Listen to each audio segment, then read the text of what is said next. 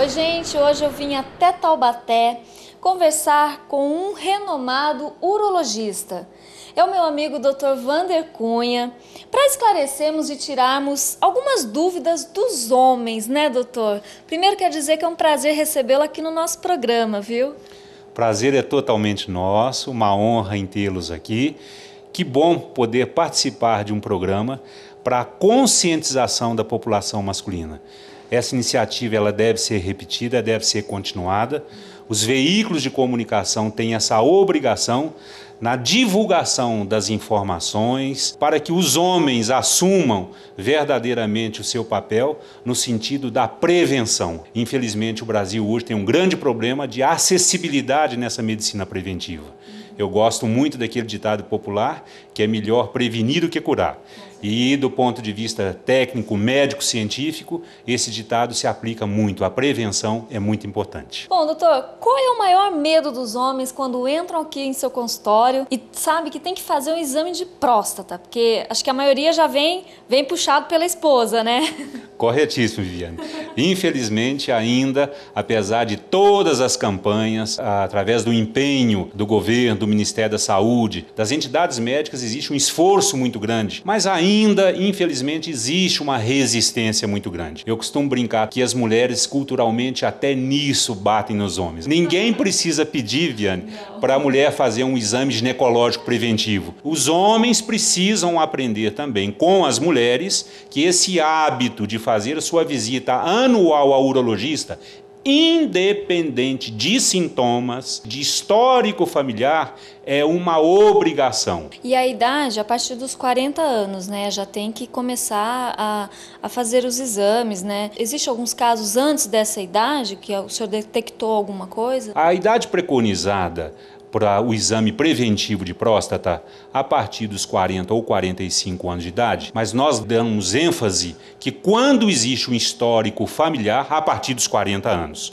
Infelizmente, existem alguns outros tipos de câncer de próstata que podem acontecer com qualquer idade. Então fica aqui a informação já muito importante que todo homem, a partir dos 40 ou 45 anos de idade, deve sistematicamente visitar um urologista independente de qualquer tipo de sintomas. É como a mulher, né? A partir dos 40 tem que fazer a mamografia, né? Sem dúvida, em analogia, o exame ginecológico, o Papa Nicolau, a mamografia, é uma idade que a mulher também tem que submeter-se. Então os homens também, né? Por favor, né? Não corram do consultório do urologista, né, doutor? Infelizmente, a incidência do câncer de próstata é altíssima, principalmente nos países ocidentais, tá? Parece que essa incidência do câncer de próstata em países orientais é menor. Nós podemos atribuir em tese aos hábitos alimentares, à ocidentalização da alimentação, a ingesta excessiva de gorduras de origem animal, das carnes vermelhas, a alimentação no mundo oriental à base de peixes, de frutos do mar, riquíssimos em ômega 3, ômega 6, parece que protege um pouquinho essa incidência. Doutor Vander, consegue detectar algo no exame de sangue ou tem que ser feito o exame de toque, ultrassom? Belíssima pergunta. Uma das dúvidas muito frequentes no consultório. Não! O exame de sangue é um dos mecanismos auxiliares do diagnóstico. Jamais o PSA faz o diagnóstico de câncer. O PSA, essa glicoproteína existente no sangue, ela não é tão específica assim para o câncer de próstata. Se o indivíduo tiver um processo inflamatório na próstata, uma prostatite, o PSA vai aumentar. Então, nem todo o PSA alto significa que o sujeito tem câncer de próstata. E o inverso também é verdadeiro. Nem todo o PSA dentro dos níveis de normalidade podem isentar o sujeito de ter o câncer de próstata. Então, o PSA é uma das ferramentas, mas isoladamente não se faz diagnóstico de câncer de próstata somente com o exame de sangue. Bom, doutor, vamos falar um pouquinho, né? Essa moda aí dos homens ficarem fortão, tomar hormônios, isso complica muito a ereção masculina? Veja bem, é outro problema que tem aumentado muito no consultório. O fisiculturismo é uma coisa hoje muito evidenciada. A sociedade cobra hoje uma forma física, uma aparência física. As famosas bombas. O sujeito vai tomar hormônio. Infelizmente, existe um comércio clandestino isso no Brasil.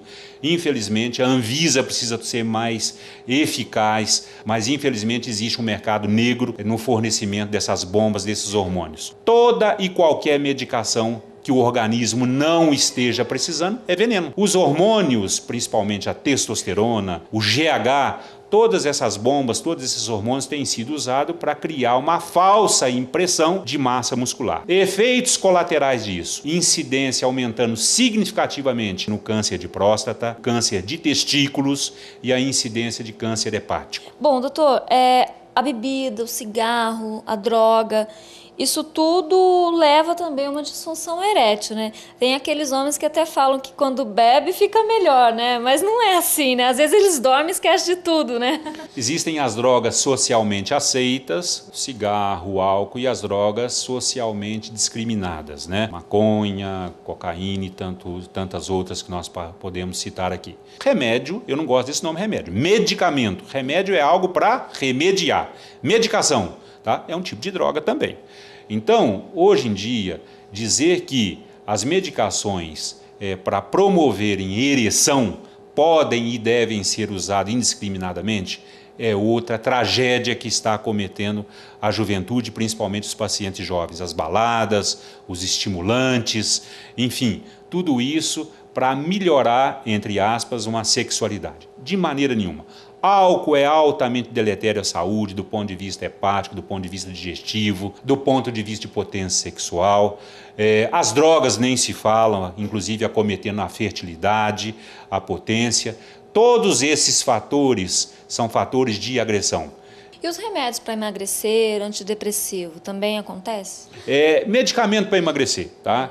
Eu sou um exemplo vivo, tá? Que experimentei de maneira errônea, confesso, toda a gama de medicações para emagrecimento. Nunca obtive resultado. Tive que me submeter a uma cirurgia bariátrica para conseguir controlar meu peso. Não existe na face da Terra remédio para emagrecer. Se houver algum remédio para perder, é o famoso efeito sanfona. Você vai perder 2 quilos e depois você vai ganhar 4. Emagrecimento envolve 3 coisas: mudanças de hábito de vida, exercício físico que o homem moderno não faz, mudança de hábitos alimentares, nutricionista precisa, tá? E conscientização, que é um problema eterno, não é um problema transitório. A genética determina, você tem uma predisposição para obesidade ou você não tem uma predisposição. Mas tudo isso leva à disfunção erétil também? São fatores que contribuem sensivelmente para a disfunção erétil. Contribuem sensivelmente para a disfunção erétil. E depois que o homem perde a ereção por algum fato, né, existe produtos para auxiliar isso ou não? Existem várias causas de disfunção erétil. Nós precisamos estudar qual foi a origem da disfunção erétil. Vou te dar alguns exemplos. Diabetes mellitus. O diabetes, ao longo do tempo, ele vai acometendo a circulação de uma maneira sistêmica do indivíduo, atacando a retina, atacando a circulação renal e também atacando a circulação peniana. O cigarro é o grande vilão nessa história também. Falta de exercício físico, obesidade, uso de algumas medicações antihipertensivas. Não podemos esquecer também da disfunção erétil psicogênica.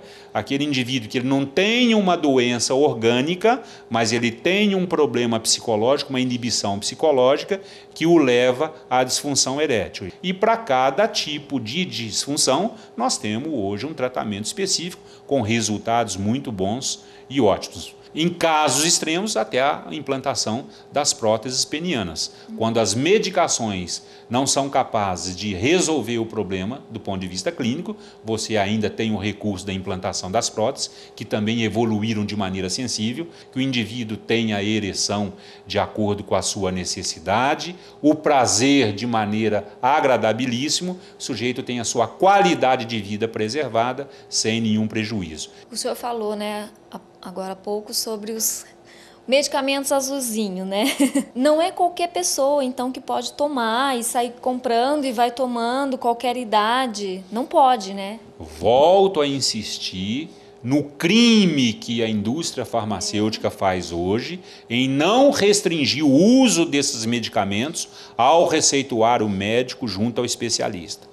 A principal contraindicação para o uso de uma medicação para disfunção erétil é o paciente coronariopata. Aquele paciente que tem uma obstrução de coronária, o cardiopata, que faz o uso de uma medicação para disfunção erétil, ele pode ter uma morte instantânea. Gente, tem que tomar cuidado, não pode sair simplesmente vai tomando não, né? Bom, doutor, quero agradecer ao senhor por estar aqui com a gente, esclarecendo as dúvidas aí das pessoas que nos acompanham. E olha, eu vou voltar no próximo programa para a gente continuar esse bate-papo, porque é um assunto muito amplo e no próximo programa a gente vai falar sobre infertilidade. Obrigada, viu, doutor? Será um grande prazer em recebê-los novamente aqui para continuarmos esse programa, dar essas informações e falaremos sobre infertilidade, que é um capítulo também amplo, que teve uma evolução muito grande nos últimos anos e estaremos aqui mais uma vez à disposição de vocês com o maior prazer. Obrigada, doutor. Eu que agradeço.